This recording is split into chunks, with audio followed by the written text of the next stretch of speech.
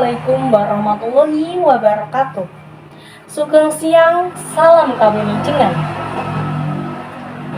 Ingkang kawula hormati, Bapak Kepala RW Pitu Desa Sogeh Tlagorejo, ingkang kinurmatan Bapak utawi Ibu sedaya RW Pitu Desa Sogeh Tlagorejo, ingkang kula tresnani rencang-rencang sedaya.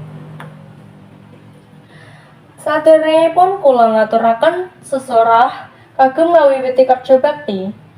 Sumangga kita sesarengan ngaturaken agunging pamuji syukur ingkang Gusti kang akarya jagat, Gusti Allah Subhanahu wa taala, ing senugraha ingkang ngaperangaken dumateng kita sedaya boten kirang satunggal punapa. Perlu kita mangerteni, lingkungan penting sangat kagem papan panggonan lan gantungaken urip. Menawi lingkungane resik, masyarakatipun ugi sehat lan saged rukun. Menawi manungsa njagi lingkungan lan manfaatake asilipun saking bumi, urip dados luwih becik lan rukun.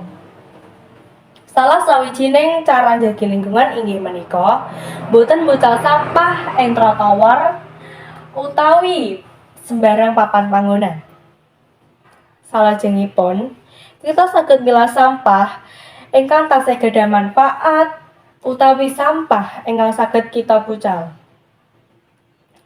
Cekap semanten ingkang saged kula aturaken boten kesupen. Kula ngaturaken agunging panuwun dumateng panjenengan sedaya ingkang sami rawuh.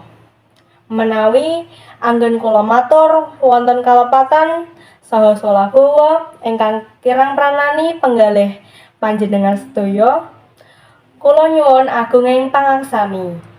Matur nuwun. Wassalamualaikum warahmatullahi wabarakatuh.